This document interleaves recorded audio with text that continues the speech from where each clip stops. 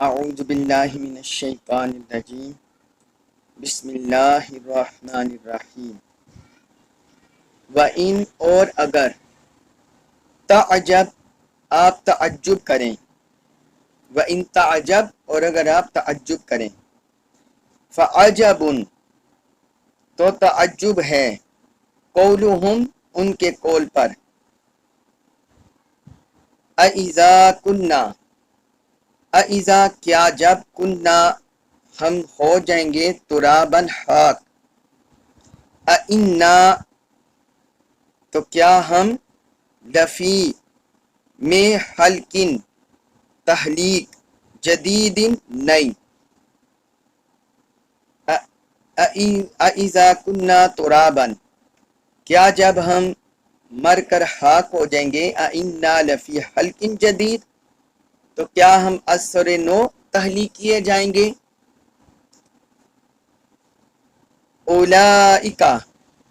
یہی وہ لوگ ہیں الذین جنہوں نے کفروا کفر کیا بربہم اپنے رب سے اولئک الذین کفروا بربہم یہی وہ لوگ ہیں جنہوں نے اپنے رب کے ساتھ کفر کیا وَأُولَئِکَ اور یہی وہ لوگ ہیں الاغلال توق ہوں گے فی میں اعناقہم ان کی گردنوں میں وَأُولَئِکَ الاغلال فی اعناقہم اور انہی کی گردنوں میں توق پڑے ہوں گے وَأُولَئِکَ اور یہی لوگ ہیں اصحاب النار دوزخ والے اہل جہنم وَأُولَئِکَ اصحاب النار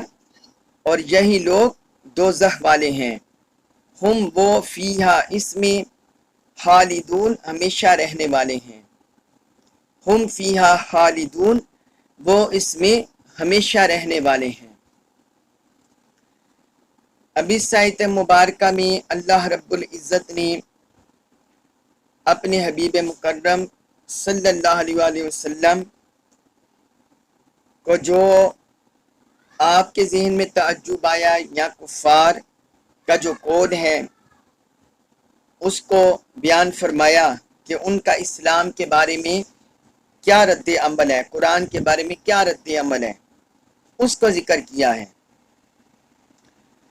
فرمایا وَإِن تَعْجَبْ اور اگر آپ تعجب کریں، یہ حضور صلی اللہ علیہ وآلہ وسلم کو اللہ تعالیٰ نے خطاب فرمایا ہے کہ اگر آپ ان کفار کے انکار پر تعجب کرتے ہیں کہ یہ اسلام قبول نہیں کرتے، آپ کی دعوت پر لبیک نہیں کہتے اور ایسے بتوں کی پرستش کرتے ہیں جو نہ نفع پہنچا سکتے ہیں نہ نقصان پہنچا سکتے ہیں، فَعَجَبٌ قَوْلُهُمْ تو فرمایا سب سے زیادہ تعجب کی بات ان کا خود قول ہے، یہ جو اپنی زبان سے کہتے ہیں یہ ان کا قول سب سے زیادہ تعجب کی بات ہے۔ تعجب بولتے ہیں کہ کوئی بندہ چیز ایسے خلاف معمول سے ہٹ کر یا خلاف معمول کوئی چیز دیکھے تو ذہن میں جو کیفیت پیدا ہوتی ہے اس سے تعجب بولتے ہیں کہ اچانک کوئی چیز واقع ہو، کوئی انسان یہ گمان بھی نہ کرتا ہو مگر کوئی چیز اچانک واقع ہو جائے خلاف معمول تو اسے تعجب بولتے ہیں۔ تو اللہ پاک نے فرمایا کہ آپ ان کے اس عمل پر جو تعجب کر رہے ہیں تو جو ان کا قول ہے وہ اس سے زیادہ تعجب والا ہے۔ وہ کیا اَإِذَا كُنَّا تُرَابًا أَإِنَّا لَفِي خَلْقٍ جَدِيدٍ وہ کہتے ہیں کہ جب ہم مر کر خاک ہو جائیں گے تو کیا ہم دوبارہ نئی تخلیق کیے جائیں گے، ہمیں دوبارہ پیدا کیا جائے گا۔ یہ ان کا جو جملہ ہے، یہ قول ہے، یہ زیادہ تعجب والا ہے، کیونکہ آپ یہ دیکھیے کہ ہم پچھلی آیات میں پڑھ رہے ہیں کہ اللہ تعالی نے اپنی ذات پر دلیل پیش کی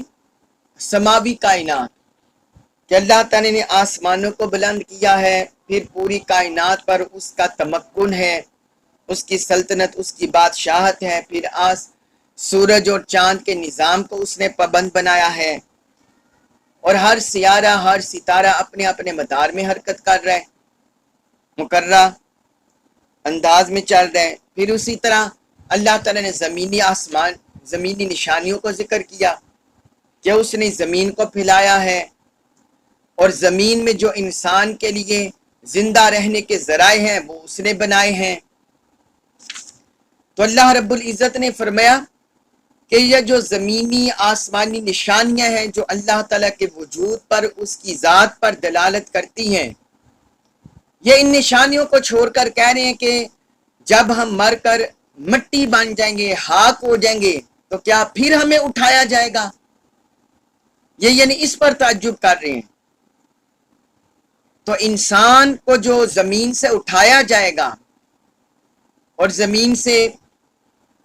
قیامت کے دن اٹھایا جائے گا، تو یہ اسی انسان کو اٹھایا جائے گا زمین میں سے جس انسان کو اللہ تعالیٰ نے مٹی سے ہی بنایا ہے، اور یہ مٹی میں ہی دفن ہوا ہے اور مٹی میں سے اٹھایا جائے گا۔ یہ اتنا مستبعد نہیں ہے، یہ اتنا حیرت والی بات نہیں ہے جتنی حیرت والی اور بڑی بڑی نشانیاں جو اللہ نے بنائی ہیں، جتنی وہ حیرت میں ڈالنے والی ہیں کہ زمین جو پانی اور پھر ہوا، پھر سورج کی حرارت، یہ ساری چیزیں ایک ہوتی ہیں، اور انسان کیا کرتا ہے؟ کسی پھل پھول، کسی سبزی کا بیج ڈالتا ہے مٹی کے اندر، نہ اس پھل پھول بیج کا کوئی مٹی کے ساتھ کوئی تعلق بنتا ہے، مگر وہ بیج ڈالتا ہے، اسی سے اللہ تعالیٰ تنا اگا دیتا ہے، کومپل بنتی ہے، تنا بنتا ہے، شاخیں بنتی ہے، جڑ بنتی ہے، اور پھل پھول آ جاتے ہیں۔ تو یہ زمینی نشانیاں ہیں،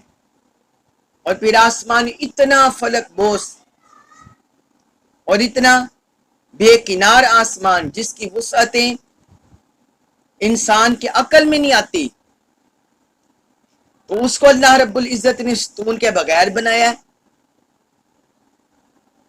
تو یہ ساری چیزیں، انسان کا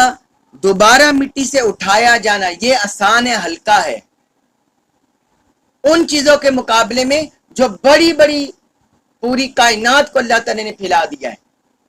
یہ اس کے مقابلے میں کچھ نہیں ہے۔ اس لیے اللہ تعالیٰ نے سورۃ الاحقاف میں فرمایا اولم یروا ان اللہ الذی خلق السماوات والارض،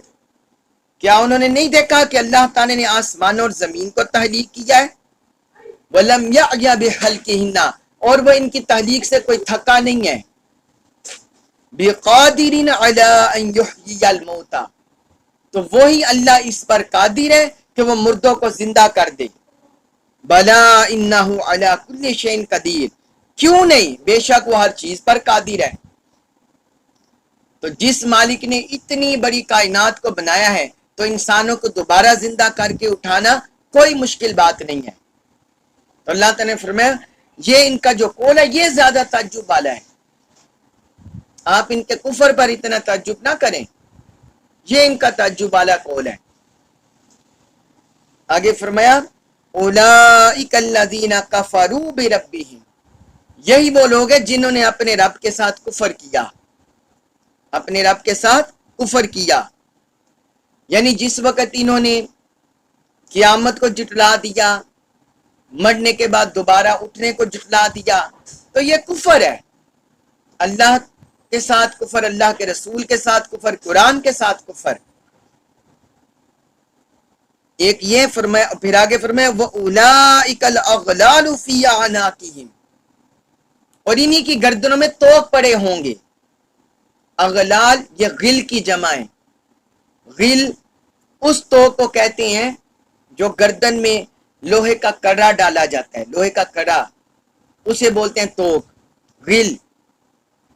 یا لوہے کے کڑے کے ساتھ ہاتھوں کو گردن سے جکڑ دیتے ہیں تو اسے بھی غل بولتے ہیں۔ تو اللہ تعالیٰ نے فرمایا ان کا انجام یہ ہوگا کہ ان کی گردنوں میں توق پڑے ہوں گے ان کے کفر کی وجہ سے۔ اور آگے فرمایا وَأُولَئِكَ أَصْحَابُ النَّارِ، اور یہی لوگ اہل جہنم ہیں، دوزخی ہیں، جہنم والے ہیں۔ ہم فیہا خالدون، وہ اس میں ہمیشہ رہنے والے ہیں۔ تو جو لوگ اس طرح کفر کرتے ہیں اللہ کے احکام کے ساتھ، جو قطعی عقائد ہیں، یقینی عقائد ہیں، کیونکہ آخرت پر عقیدہ رکھنا یہ قطعی عقائد میں سے ہے۔ آخرت پر عقیدہ رکھنا، قیامت کے دن کا عقیدہ رکھنا، قیامت کے دن دوبارہ اٹھائے جانے کا عقیدہ رکھنا، یہ قطعی اور بالیقین عقائد میں سے ہے۔ تو اس لیے فرمایا کہ جو بھی ایسا کرتے ہیں یہ جہنمی ہیں، جو بھی انکار کرتے ہیں۔ ہم فیہا خالدون، اور ان کا مقدر یہ ہے کہ یہ ہمیشہ اس میں رہیں گے، دوزخ میں رہیں گے۔ تو اللہ تعالیٰ نے یہاں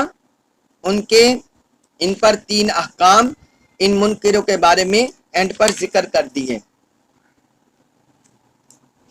اس کے بعد ہے سورہ الرعد آیت نمبر 6، اس میں ارشاد فرمایا وَيَسْتَعْجِلُونَكَ، اور وہ جلدی کرتے ہیں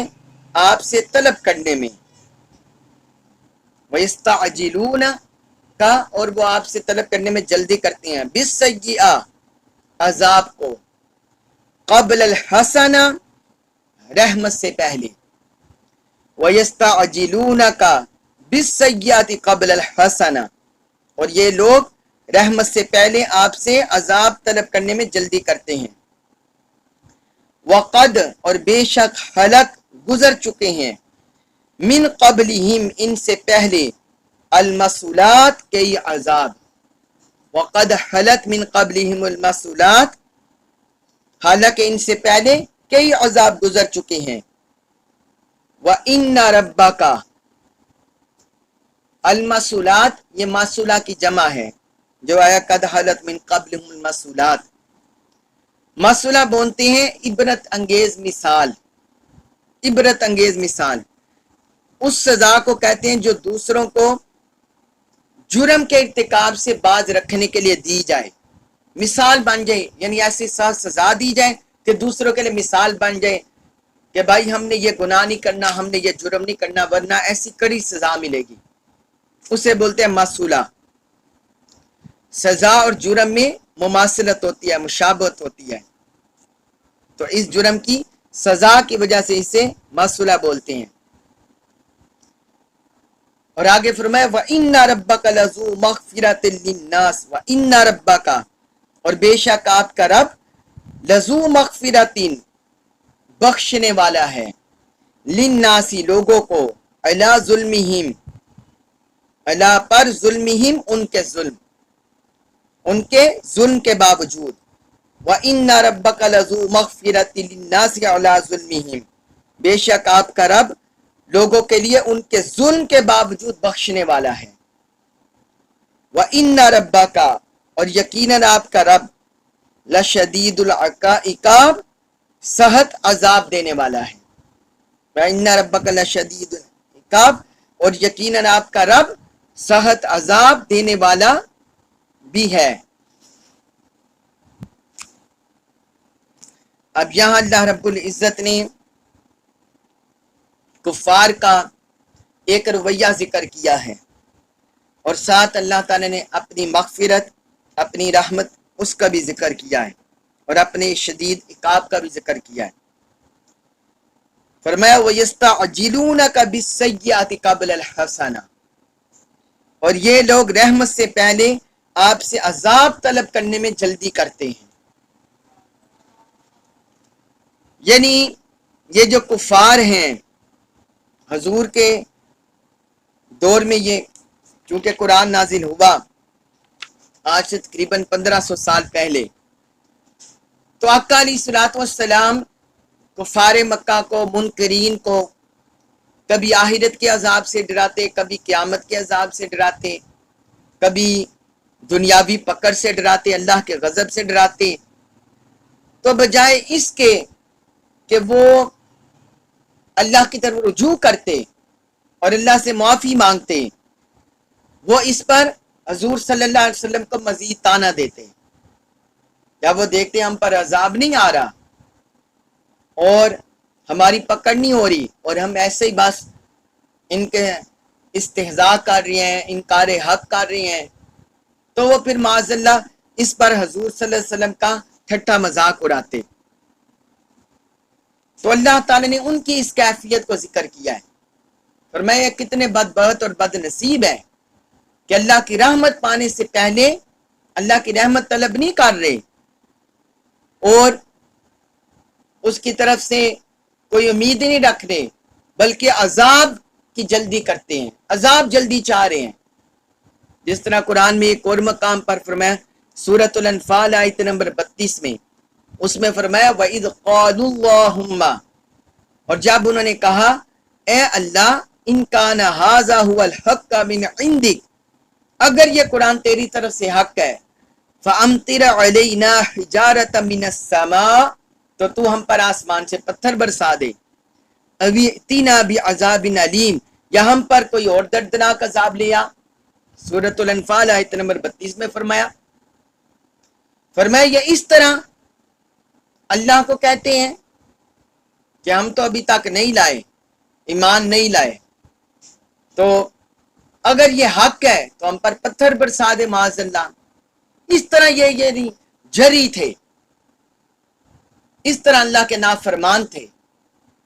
تو اللہ تعالی نے ان کے اسی کیفیت کو ذکر کیا کہ یہ اتنی ہٹ درمی اختیار کر چکے ہیں. پھر آگے فرمایا وَقَدْ خَلَتْ مِنْ قَبْلِهُمُ الْمَثُولَاتُ، ان سے پہلے کئی عذاب گزر چکے ہیں، کیا انہیں وہ نظر نہیں آتے؟ یہ جس عذاب کا مطالبہ کر رہے ہیں تو جب پچھلی قوموں پر گزر چکے ہیں، کیا وہ عذاب ان کی آنکھیں کھول دینے کے لیے کافی نہیں؟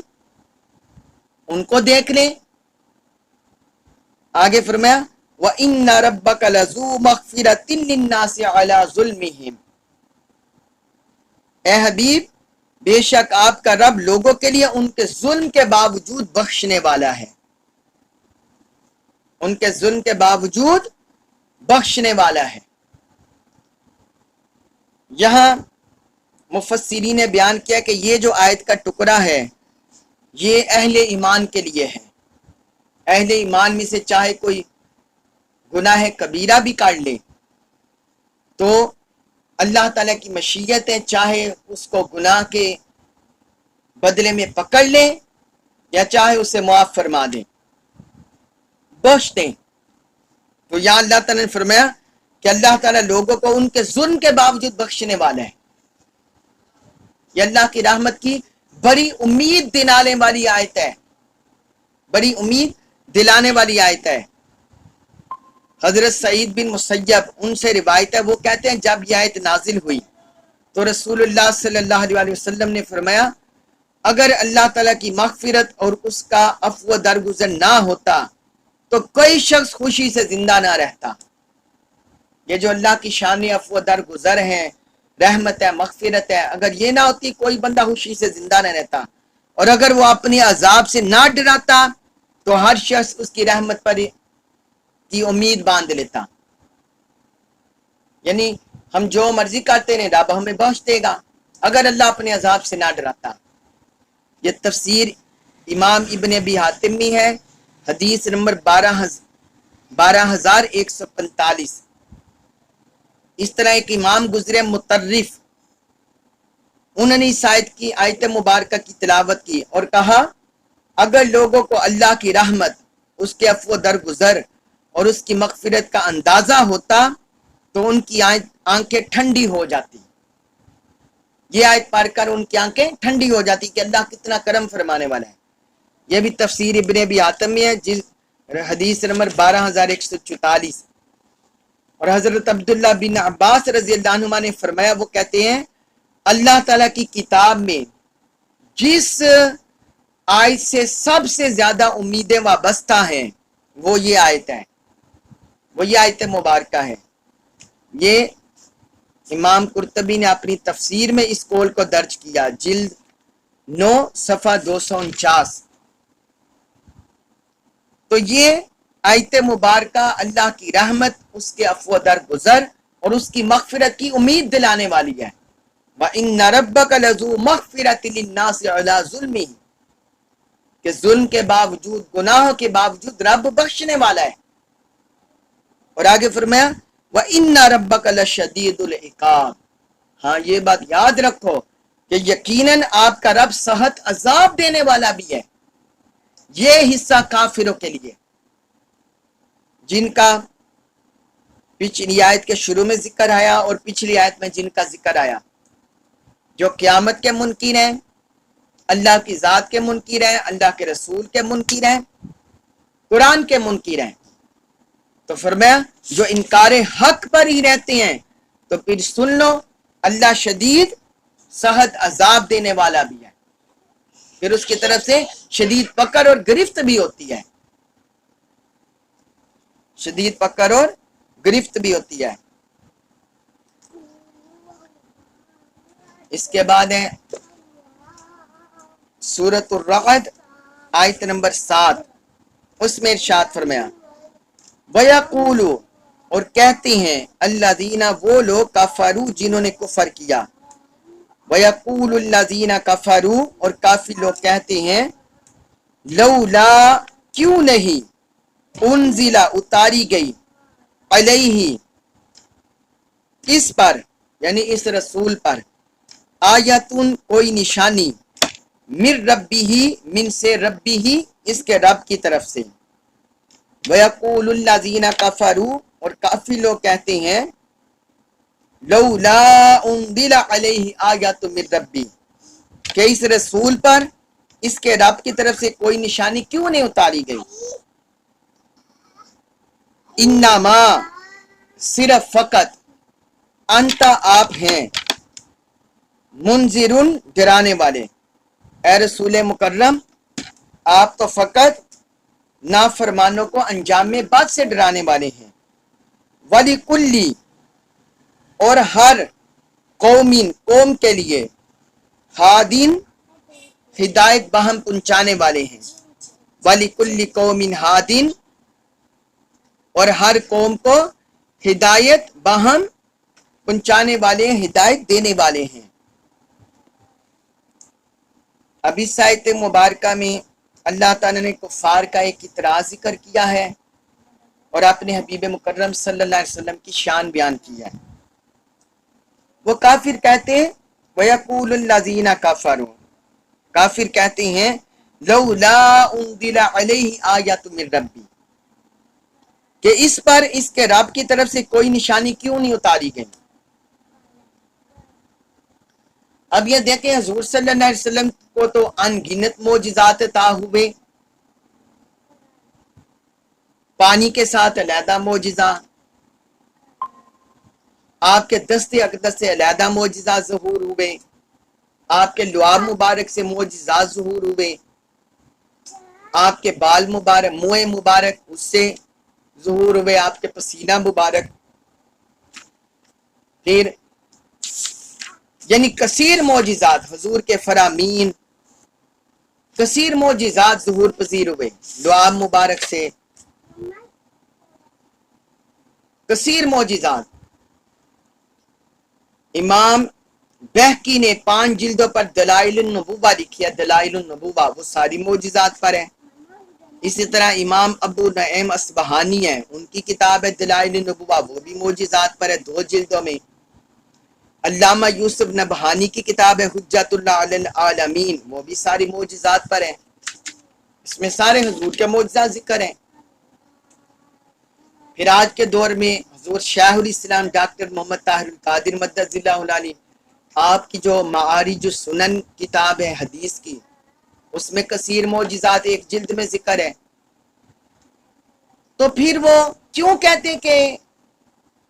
اس رسول پر اس کے رب کی جانب سے کوئی آیت کیوں نازل نہیں ہوئی؟ دراصل وہ یہ معجزات کے بارے میں نہیں کہتے، بلکہ وہ اپنے فرمائشی معجزات کے بارے میں کہتے کہ جو ہم ان سے ڈیمانڈ کرتے ہیں